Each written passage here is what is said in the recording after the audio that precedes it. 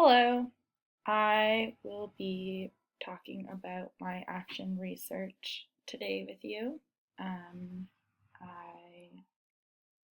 want to just start by talking about why I decided to choose this particular problem.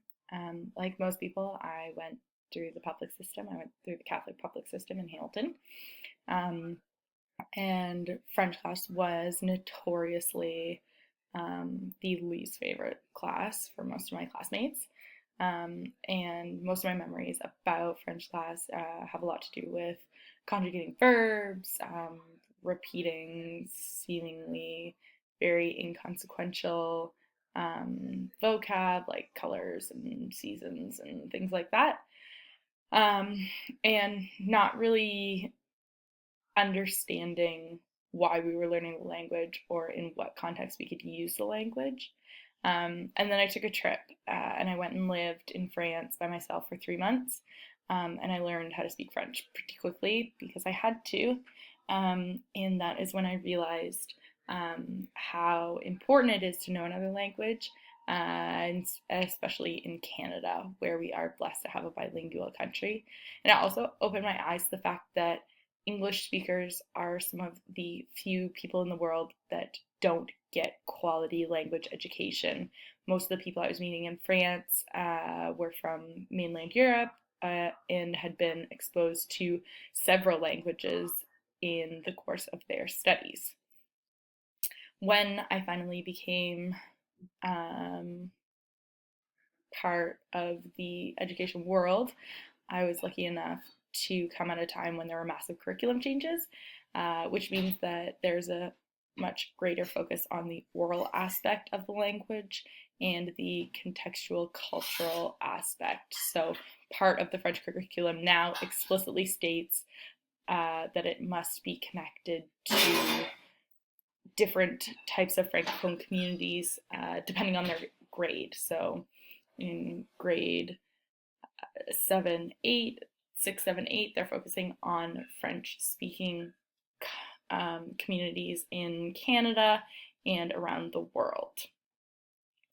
And this means that we can use French not only as a language skill, but also to build that kind of global citizen that we're looking for in our modern students.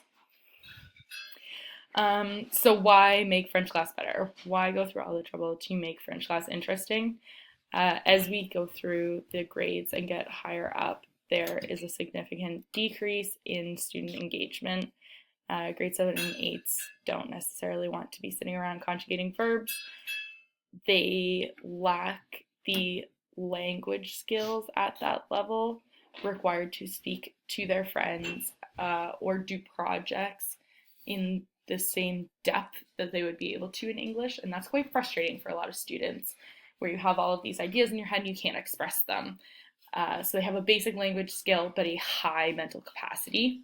However, they live in an ever globalizing world and in a country that does require French for a lot of jobs, and in a country that is very much linked with the French culture. So learning about French as a language also will involve learning about our early settlers, and how English and French people work together to build Canada. This also opens up the doors to understanding different cultures, which I think is really important for the diversifying classrooms that we are faced with. So by practicing other languages and learning about other cultures, you're working on building that empathy that preteen teenagers notoriously lack, and you're getting them to see the shades of gray in culture. So while people in Quebec, people in New Brunswick, people in France, people in Nigeria all speak French, what are the similarities? What are the differences in those cultures? And teasing that out. So this leads me to the actual question, which is, can students in a grade 7 class become more engaged in a core French program if it is done through a dramatic lens. So basically taking the techniques that are talked about in the drama curriculum and using them as the framework for your French classroom. And there's a couple of techniques in particular that, as I was coming across literature, kept popping up. So things like teacher enroll, student enroll, visualization, so being able to see other worlds, storytelling, hot seating, where basically you have one person singled out and they will answer questions about a character. They'll create a character through questioning, writing and role, or a combination. Which one is going to work for the student? So over the course of the research, you would sort of experiment with various combinations, with various techniques. And of course, this is not a limited list. You could completely and absolutely should go above and beyond that as well.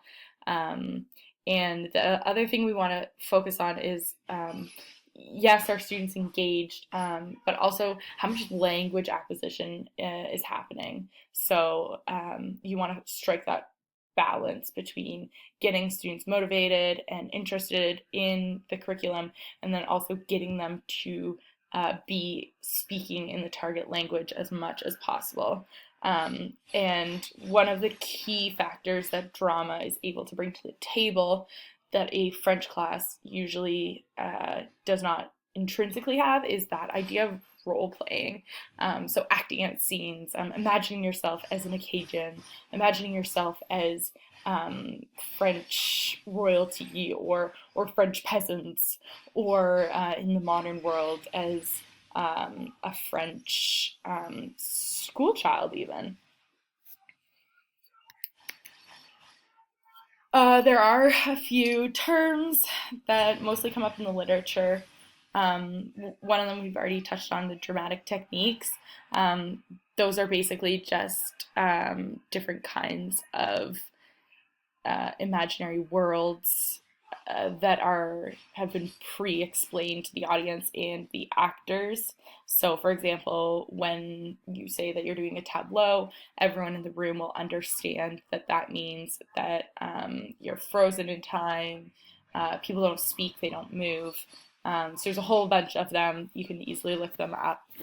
So I will just group them all together and call them dramatic techniques. Core French. I only make a point of this because there are a couple of different types of French programming in Ontario. The two major ones are Core French and FI, French Immersion. French Immersion is where you have students learning various subjects in the French language, so they'll be studying their math and their social studies and their science in French, whereas Core French is your very typical sort of 3 periods a week of French language. For this research, we are going to focus exclusively on the Core French classroom. There has been a lot of research in FI, but I am most interested in Core French. FSL, ESL, L2, all talks about you as a person, what your language learning is. So most of us will be FSL students. French was our second language. Within your FSL classroom, you can have ESL students, which usually means that their mother tongue is a different language. They are currently learning English in school, and then on top of that, they will also be learning French. L2 just means it's the second language learned. And then the last one is AIM, and it is a particular program that was set out. It's a sort of subscription. You pay to be trained in it, and it is becoming very, very popular at the moment. And the base of it is very similar to this idea of a drama-centered French program, where they're using gestures, they're doing skits, they're doing songs, and it's all real-world kind of ideas. Okay, so a little bit about what is out there. There's a lot out there on drama in the classroom, and there has been some stuff done in connection with drama and second languages. And basically, the gist across the board is that drama will help in your second language classroom. It improves motivation, it improves interest, self-esteem, empathy, communication, connection to the curriculum, um, creates all of these sorts of like really great things that we want in our classrooms. One of the important things that I came across that I hadn't intended to come across, but it just happened by accident almost, was a confirmation of my experience as a student. So a couple of the articles touched on the fact that there is this lack of French language knowledge, despite the fact that students are getting all these years of experience speaking it. They're not able to use it in an effective way. And there's just really not that much engagement with the language. And some people say it's due to a lack of time, or the fact that we only have it, 150 minutes a week, that kind of thing.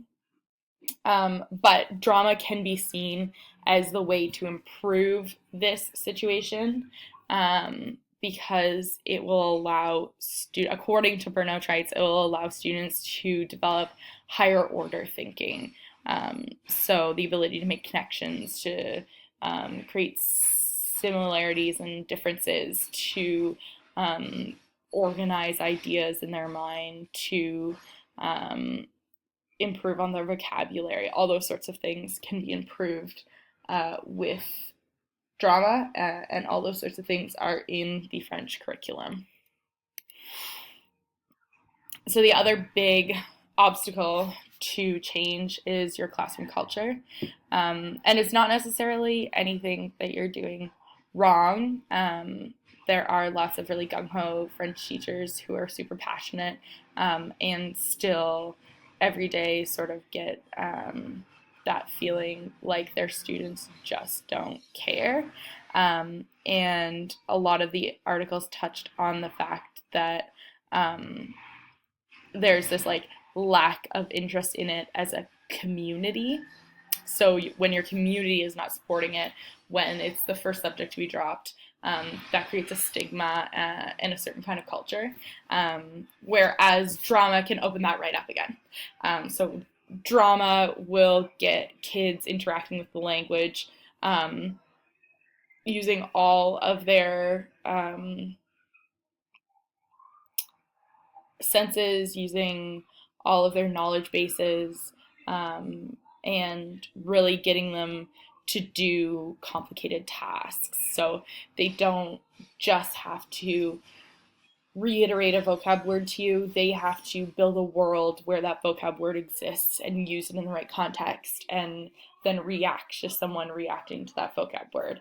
And being able to go through the process, that creative process of building and designing and revising and producing and then revising again, and receiving that praise for all of the work that they've done. That whole process becomes your source of inspiration for the classroom. And you will see, according to Ralph, you'll see participation and positive learning and camaraderie all improve. The last piece is that context that we talked about that is sort of missing in the French classroom. So in past years, it was you just got dropped in and it was, here's a list of words, here's the English translation of that word, memorize it. And a lot of people are coming up and speaking about that. That's not how we learn languages. We don't learn them in these bubbles. And we need the context. We need to know why we're using it. If you think of how babies learn their language, it's by watching, by listening, by contextualizing. It's all mostly oral at first, and then they'll start to speak back. So you want to give students as much oral exposure as possible, be talking to them in French as much as possible, and combine it with gestures and objects, and try and get them to make connections between words in French and pictures or objects. And when they make those connections between the French word and the picture or the object, then they are producing the language at the beginning of their L2 learning, like Arnett talks about. And when they play and when they create these original ideas in the language, then they're more likely to become fluent, is what Arnett says. And this helps with the language building, and that play is super important to the empathy side that Bruno Treitz and Idenas and Prince all talk about, where they're assuming the roles of characters. They're building these worlds, these people that live in our daily ordinary life that are doing daily ordinary tasks, and they're developing the language for that. For example, in one of the studies that I read, the class had decided to do a court scene, so now they need courtroom vocabulary. They need vocabulary for criminal acts. They are learning verb tenses that are necessary for speaking in the ifs and the buts, the conditional format. And when you're doing that, you're activating their imagination. They're producing the language. They're understanding the why this is useful and how it can be used. And especially if you're making the connection with the curriculum cultural context piece, it gives students the occasion to really assume the role of some of those past French cultures. So what would it really be like to be an Acadian during the time of deportation? And they can start to, as Bruno Treitz says, personalize history. And that is what a lot of students have been missing, and that is what the biggest contributor that drama can bring to the French classroom, in my opinion. Okay, so how do we record whether this will work? We have all this research that says that it should probably work. How do we go about evaluating its success? So I chose 3 data sources. The first is a survey for students to do pre-intervention and post-intervention. So they're doing it twice. The second is observations. These can be done in the classroom, and I decided to go for quantitative measurements. So how many times are students participating, how many students are participating, unique students are participating, how much of the language is being spoken, etc. And then journaling. And this is to balance out the quantitative measurements with qualitative measurements. So what is the energy of the classroom? What's the quality of discussion? How did that dramatic technique work out in the classroom? How can you adapt it? How can you improve? That kind of idea. Validity and reliability. So I really like the surveys because they can be anonymous. It's really easy to make them anonymous and make sure the students understand that.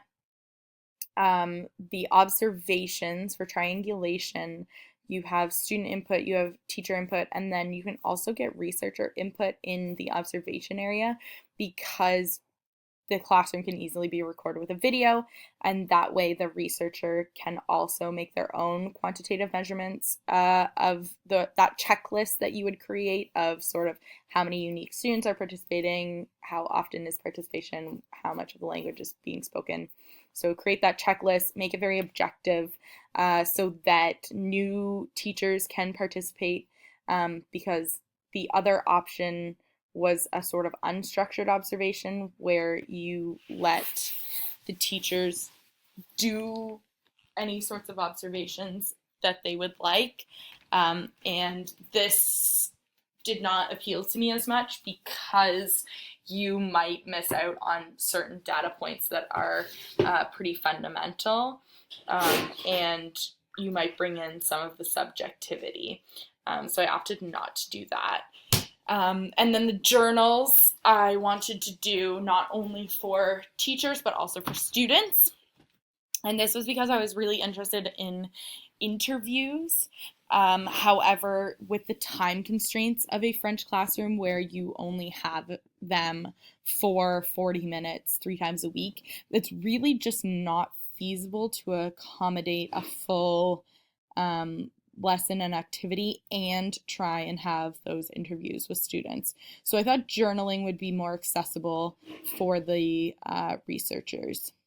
And of course, it will also allow those students that may not necessarily put their hand up, they may not necessarily be outspoken in the class, so you cannot quantitatively capture their engagement. However, you can read their journals and you can understand how they feel about the course. And then the teachers would sort of respond as first-person accounts, provide some of that insight. There were some other data sources that I had sort of played around with. For example, some sort of test or quiz or assignment of some sort. In one of these studies that I read about, they had students do an assignment and then evaluated the amount of empathy and the depth of knowledge of the assignment. That is totally possible. However, in their study, they had a control group where they had a group of students who were not participating in the dramatic intervention. So they had one class that was doing dramatic intervention and one class that was not, and they compared them. So that would be possible if you were to run a study such as that. The surveys are done by the students through an anonymous platform. There's lots out there, Google Forms, SurveyMonkey, those kind of things. And that can be done really easily in class because it is anonymous. Access to technology is more readily available in class than it is in their homes necessarily. The observations will be done as class is ongoing by the instructor. And then because you have that video recording, you can always play it back and reevaluate. The journals can be done outside of class time, especially for the students. This is really important because the influence of the instructor. So students may not feel comfortable giving honest evaluations or honest ideas in the presence of the instructor. So if you just partner with the homeroom teacher and get the kids to write their journals in homeroom class time. So when do we collect the data? The student survey, like I said, is just done twice, once pre-intervention, once post-intervention. To really get a good sense of the students' opinions of the intervention, I figured you would start the year with your regular core French programming and then change to the dramatic intervention in about November. And that way students have a good idea of how they feel about the regular programming and how they feel about the dramatic techniques. The anecdotal notes or the classroom observations you would want to do about 3 times a week, every week, sort of throughout the whole process, to get the most amount of data possible. And then the journaling for the students, because you're asking the homeroom teacher to do it on their time, and you want a more holistic view of the program, once a month would be sufficient so that they can sort of give you the highlights, the lowlights, the big things that stood out to them. And then for the teacher to do it about once bi-weekly so that they have more current assessment of their practices, so that they can speak to how they changed their teaching strategies from week to week. Ethically speaking, one of the big concerns is confidentiality. So to ensure that, you can simply just give each student a number instead. And then when you're gathering data, especially from the journals, you would just assign that data to the number. The key can be put under a password, and make sure that that is in a secure place so that only the researcher would have the key. And then make sure that the data is only accessed by people involved in the study, and especially the video. And then, of course, all the surveys are anonymous. And for the video, make sure that you're getting consent from parents, and for the participation in the study as well. So in conclusion, I am really interested in this research because of how relevant it is to my teaching and because of how much you can gain from executing it. So you're not only going to understand in classroom engagement and tools for student engagement, but you're also going to be given a whole wealth of resources for the core French classroom. You are completely integrating two curricula. So you will be getting a whole bunch of resources for cross-curricular and integration. And just in general, it's a great way to develop pathways for you to grow as a professional. From this study, you can easily extrapolate and become involved in other types of studies around student engagement or around core French classrooms, or even around integrating the arts into not just core French, but into a lot of our other subjects that we see low student engagement, such as math. So thank you so much for listening, and I hope this has sparked some passion in you.